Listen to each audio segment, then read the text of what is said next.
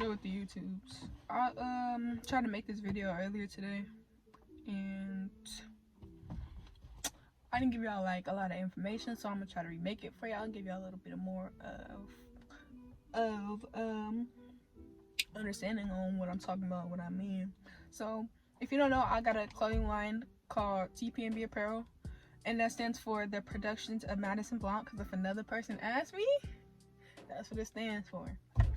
And excuse me, I just wanted to give you all a rundown because I know it's a lot of young entrepreneurs, young black entrepreneurs who are trying to get into retail and having their own clothing line and manufacturing their own clothes. And for one, I want to start off by saying things you may hear me say, or slang, or the way I come out, or the aggressiveness in my tone, and just it's not gonna change. Like, I already know how the view on professionalism is, and I'm definitely an advocate for trying to change the way that it is and the way that it looks. Like, I don't gotta sit here and say a bunch of big words and look with my hair combed back and have a suit on or have a dress on when I can tell you the same information in my beanie and my t-shirt. You get me? Like, I don't gotta change up my flow of my words because I'd rather be authentic with y'all. Straight up. You feel me? But I could hit you up with some, big words and try to spruce it up, but that wouldn't be authentic. Like, it's not. I know my target audience, so the people who want me to use these big words and they're just like, it's dated. It's dated. Like, let's change it. Like, this generation is your future, so we're gonna have to change that. Like, honestly, it's a grand guide onto how to start up your clothing line, and just, it's like a little rundown. It's not step by step because I don't have the time or the structure to give you step by step right now. But basically, first things first, let me roll this window down because it's hot. Yeah, here I am. I'm back. My sister just pulled up, and she kind of looks like me a little bit. I don't know though, because we kind of look related. I don't really know them though, because I'm adopted. And yeah, back to what I was saying. I just wanted to give her a big rundown on the just a guide on what to do when you trying to start, when you don't have really an idea of what to do, what to say, your investments. Just trying to give y'all like vendors and places and websites and apps you can go to find what you need to find to get where you need to go to get you just started. And yeah, so first things first, I feel like you need to have a business plan, and that could literally just be like, first things first, go on YouTube, type in clothing line business plan. Somebody's gonna have a down pack for you. They're gonna give you a step-by-step of what to do. Boop, boop, boop, boop, boop, boop, boop. That's what you follow. There's another YouTuber, he was like, it's good to have a foundation, your foundation being your niche, which is your specific type of target, or it's like your specific who you're making your clothes for. That's basically what a niche is. It's like a specific type of person though. So like, if you was trying to make clothes for or we don't have to be clothes, it can just be like rubber ducks for rabbits. If that's what you wanted to make, you would definitely need to learn how to target rabbits and why they would need rubber ducks, what they eat, where they be at, who they be hanging with. You need to have your farms. You need to be looking at farms and trying to figure out what, like, you need to be trying to go visit, trying to adopt them from Petco and all that. Like, that's how you find your target audience, and that's how you know your audience. So that's basically what your niche is. And that also ties into your brand name, because your brand name is your foundation. It's the first thing people see when they look at you. It's just probably one of the biggest parts of your brand. And yeah, you just need to have like a solid, good, like, don't have no ugly name, don't have no dated name, don't have no name that everybody has. Like, just take your time with it, be creative, and follow your heart. Don't let your brain tell your heart something isn't right. Don't set these super high expectations for yourself or your business or your now don't get me wrong, set high goals, not high expectations. That's gonna lead to disappointment, and that's gonna lead to demotivation. Is that a word? Did I just make that word up? You're just not gonna be as motivated as you would be if your expectations were exceeded.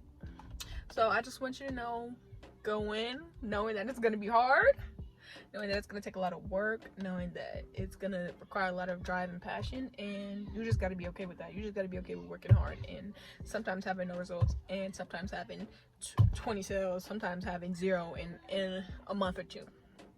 Hopefully not, but you just gotta be okay with that and know that's part of the process until you can get up there, you know. So yeah, you want to have a solid name, solid niche. You should probably pick one niche and stick to it for a while until your audience is big enough to where you can expand and go out to selling rubber baby ducks for kids, and rubber baby ducks for pools, and rubber baby ducks for cars. Whatever the case may be, you might want to sell rubber baby duck for a lake or the ocean. I hope you get to the ocean. I really hope you do. I hope I see you there. We can be balling together. Like, anyways. So yeah, once you got your niche and your names started, you're gonna want to start thinking about your website. You're gonna want to start thinking about your logo, and you're gonna want to start thinking about your registration. Your registration being your LLC or your sole proprietorship. Can I really explain to you what the difference is? No. I can just tell you that I have an LLC, and that LLC does require taxes every year, which is $800. So I want you to write that off on your expenses as one of your investments, cause just try to get it together before you try to yeah. And also, when you have your name, make sure you type it into GoDaddy or I think it's called TESS test, and make sure that it's not taken. Make sure you're all good when you do your website. Type it into Instagram, type your brand name into TikTok and Facebook and all that. Just make sure you're all good. Make sure nobody already up on you on that. Once you really got your social media account set up, you want to start following like influencers you see who rock the same kind of clothing. You can start following just regular people, celebrities, and start following manufacturers. There's actually a lot of manufacturers on Instagram and on Facebook, and vendors and stuff. Pretty much as soon as you search your Instagram, you get a few followers and stuff, they'll find you. Trust me, they'll find you, because they annoying too. Just when you think you ain't had no vendor, bruh, your DM finna be flooded, and they persistent too. Like, they want you to buy. So once you got all that figured out, you want to go ahead and try to figure out your target audience. I'm sorry, I cannot talk. You want to go ahead and try to figure that out and try to pinpoint that and try to get interactions between them, being like just try to like send genuine comments, and yeah, pretty much, since you don't have any apparel yet or accessories or anything like that. And honestly, if you don't have the funds to make investments into apparel, you could always make investments into like stickers or pins. I have stickers and pins, but do I want to good? No. Yeah, I have stickers and pins, and you can always do that. And if somebody follows you, you can send them a sticker, send them a pin, or just try to get that traction. Try to get little knickknacks and stuff. People love knickknacks, man. Just try to get that in front of people's faces. Like, you can just post it. You can even sell stickers on your website. People might buy it, depending on how. You better have a dope sticker though. But also, I got my sticker from is it called Mule Sticker? I believe it's called Mule Sticker. And this ain't no paid promo though, so we won't go into that. But it's a few people on Instagram, like oh, it's called Google Pixel. So basically, like, when you're just scrolling and you're like, hey, I want some Papa John's. I don't know why you would want Papa John's, but say you searched up Papa John's, right? And then you go on Instagram and you see an ad for Papa John's. Then you go on Twitter and you see an ad for Papa John's. And then you go on TikTok and you see videos about Papa John's and pizza and Domino's. And that's what a Google Pixel is. Like, if you didn't know that it can put related words to what you searched in, and that's why you get ads and videos and just advertisements and stuff in front of you for what you search for. Yeah. You just put a calming energy on you, so we both calm down, so we both good. Anyways, so yeah, that's what Google Pixel is, and you can also set that up once you get your brand more developed. So after you go and you get your social media set up, and you like your, you know what, I'm getting, like, I have 50 followers now and I'm getting attention that I need to get, I'm gonna go and I'm gonna try to order t-shirts. So obviously there's a lot of options. There's obviously mainstream vendors and there's underground vendors. So mainstream vendors are like vendors on Instagram that have like I'd say over like 10k. That's pretty mainstream to me. And they're a little bit more expensive, but to be honest, you gotta know like vendor prices. So if you have like a logo tee like this one, say you wanted a screen print, this is only a one print placement, so it shouldn't run you more than like $13 to $15 per shirt, depending. But if you have a premium shirt, it might be like $1 or $2 more. And then even if you have like a above an XL, it'll be $1 or $2 more because it's more fabric. So don't think they're just trying to like get over on you. Like, no, it's more fabric. So a t-shirt like this really shouldn't run you over more than like, yeah, I would really say max $16 per shirt. But obviously the more you order, the more bulk your order is, the less it'll be. Not I'm saying like the less the shirts will be, not the less the total will be. So, and then say you order t-shirts, right? You're like, you know what, I want a hoodie. I would look into a lot more vendors and prices before you settle, and look for when you find, talk to them, order samples. Cost is pretty pricey. Like, usually for something like this, probably like $40 to $60. And then if you're ordering from out of the US, your shipping total is gonna be up there. Your shipping should be, it's probably like 40-ish, depending on where it's coming from. Most manufacturers and vendors who have a acceptable price are out of the country. And then you really can go on Instagram and search up vendors. Really, if you do enough research and you look, and the vendors will start coming to you. Like, if you type in YouTube vendors, like I said, there's Google Pixel and stuff, so they'll really just start coming to you, like, the more you search for it. And then there's a lot of Google ads and stuff. I mean, not Google ads, Instagram ads and social media ads. So literally all it really takes is you searching. Search manufacturers, search vendors, search clothing brands, build your Instagram and your social medias around apparel and around your business and around whatever your niche is. It doesn't have to be about apparel. You can be selling lashes or hair or shoes or whatever it may be, or rubber baby ducks. You want to build your social media around that, so that's all you're surrounded with. Always in the headspace to get up and to move and to motivate and to just make good things happen every day. Now, that being said, please do not compare yourself to people who are already successful, because it's something else that's gonna demotivate you. Like, how you gonna compare yourself to somebody successful when you don't know the process and the steps and all everything it could have took to get them? Like, they could have broke down. They could have broke down 5, 6, 7 times before they got to where they was at. You don't know. You just worried about why they're there and you not. Grind. I am gonna drop a vendors list. And another thing is, say that you didn't want to order manufacturer, you didn't want to order vendors, order through vendors. You know, there's wholesale being like just blank shirts, just being blank hoodies, and you can also order premium blanks, and that is way less expensive than ordering manufacturing. But you also have to think about how are you gonna put it on there? What is your design and how are you gonna put it on there? You can also make your own screen, screen prints. You can also make your own DTGs. DTG being direct to garment. Oh man, I'm talking fast. I'm getting up there. Also make your own DTG, and that is gonna require a DTG printer, which is gonna run you a couple $1,000s, a nice one. But it really, if you wanted to make like tees, you could get a nice inkjet printer. I wouldn't recommend it because the quality, as soon as you watch it, it's gonna like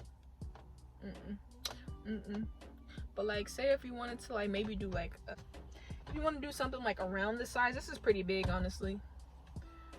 If you want to do something like around the size with like a regular printer, an inkjet, you cut it out and you put it on the tee, you could do something that's a lot less costly, but the quality of it, you know, it's your brand and it represents you, so you kind of want to make something that's that people are gonna want to come back to. So, you know, really weigh your options on what you want to do, and also what is best for your pockets, because sometimes it really be like that, and I understand. There's also other options like drop shipping. I mean, there's Printful or Shopify. I mean, Printful is through Shopify. So there's Printly. You kind of already have to have your foot in the door with that one, because like the cost of the garment plus the print is already kind of costly. So that means you're gonna have to charge a lot. And if you're new, people are really gonna have to rock with you to pay that.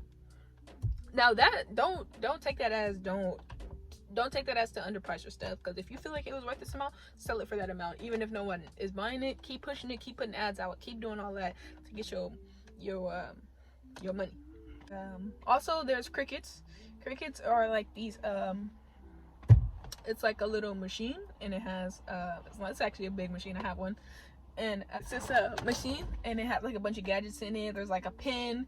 It can write for you. It can cut out your prints. You can make a bunch of cool stuff with it. Like you can make things to put on your shirt out of like vinyl, and also you can do heat press vinyl, like as opposed to screen print. So Cricut is also something you can invest in, a heat press. You don't need a heat press. You can use an iron, but your arm might fall off because it takes like 5 to 10 minutes just to press it on there, and it's not even on there that good. So if I was you, I would invest in a heat press. I got mine on Mercari for like maybe $100. But it's a 9x12, but you know, it gets the job done. It got the job done. That's like an honestly good option if you're just trying to start off with. Maybe you order blanks, and then you do you print out your logo with vinyl, and then you heat press it on the tee and you sell that. That's honestly a good option for somebody who's just starting off, just to get your foot on the door. It's not very costly. Say you order like, you're obviously gonna have to order in bulk. Say you order 50 shirts for like 6 times 50 is 300. Did I have to look it up? Yes. I mean, I didn't look it up. I put it in the calculator, but anyways, don't worry about that. Like, yeah. So say you spend $300, and you also don't have to get 50. I think some minimums. Also, another word of the day, MOQ, which is minimum order quantity.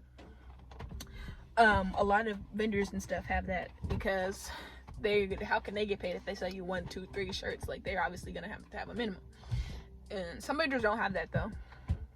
Usually they'll sell you a sample, and after that they have a MOQ. So yeah, say that you order 50 shirts.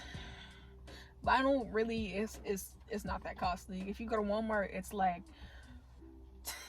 I think it's less than $10 a tube, and it has like, I don't know how many feet it has on it. I'd say like maybe like, I don't know how much that is. Maybe like 4 feet of vinyl, and like you really can cut the vinyl, so it has a lot. If you're just having like a logo tee, like you probably can make a solid 10 to 20 shirts with each roll. So ordering DTG from a manufacturer, that's gonna run you about 15. It should be around 15 to 22, 25, maybe even 30, depending on how detailed your graphic is and how many colors and how big you want it. And that's per shirt plus shipping.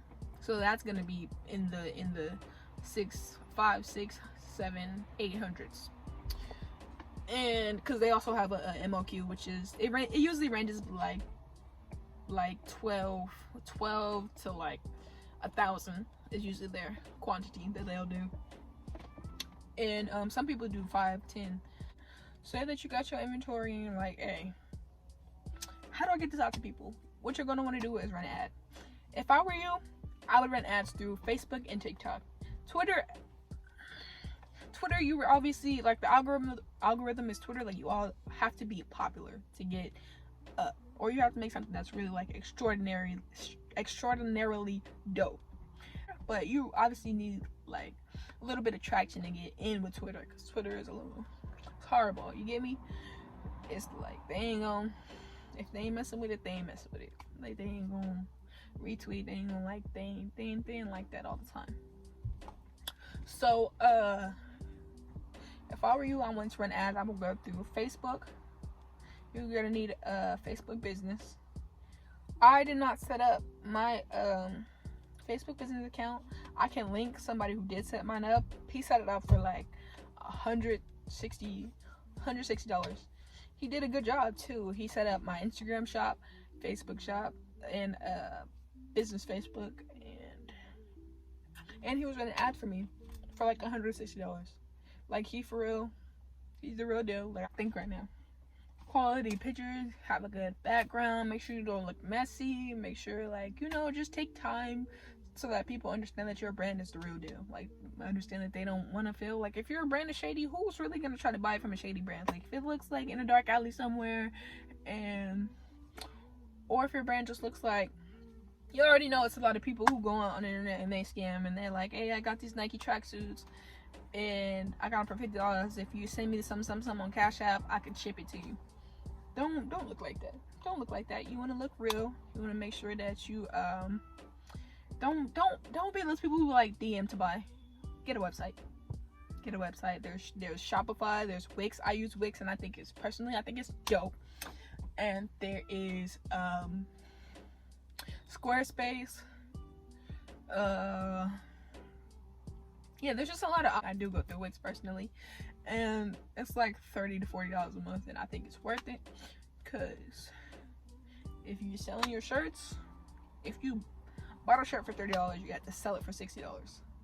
So you already just paid plus the shipping, so you already just paid your month. So if you sell 12 shirts in a week, you did what you needed to do, okay? And yeah, anyways, watch a lot of research and videos on how to run your ads. And I'm also gonna plug somebody who knows how to run ads, who knows how to, and there's Fiverr, there's Behance, there's Photoshop, there's Dribbble.com, there's YouTube, there's Instagram. There's just so many platforms where you can find logo designers if you're not an artist. Because me, I wish I was an artist, but I found my website, I found my logos through Fiverr. It wasn't even that expensive either. It was like 60. No, it wasn't even 60 really. I say 60 for both. And I have like three or four logos, so 60 for like all of them. And I got them all at different times though. Like all together the total was $60. So yeah, go on there looking for calligraphers, looking for logo designers, and make sure that your logo doesn't look too crazy.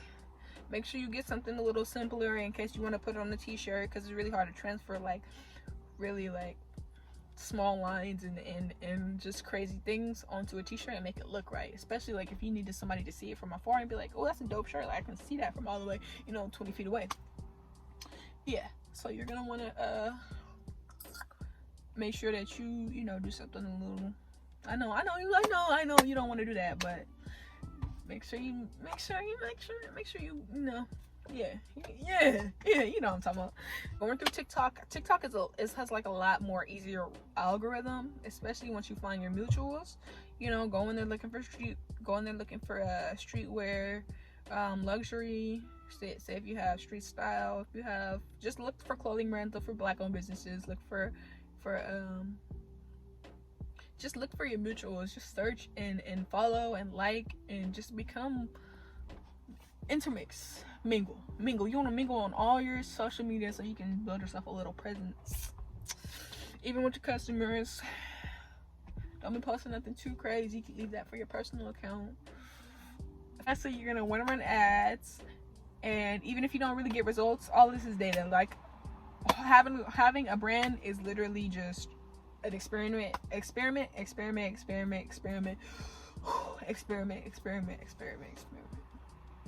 You're just trying to figure out, you're just trying to get in where you fit in, and you gotta experiment to learn, you know, where to go and when not to go.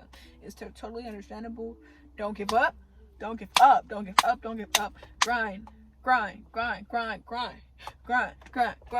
Yeah. So grind it out. Once you run your ads and you have your website, you have your social media, and you look into having a LLC or a sole proprietorship, and your LLC or your sole proprietorship, congratulations, you have a clothing line. Congratulations. Like, that's how you get it started. Congratulations.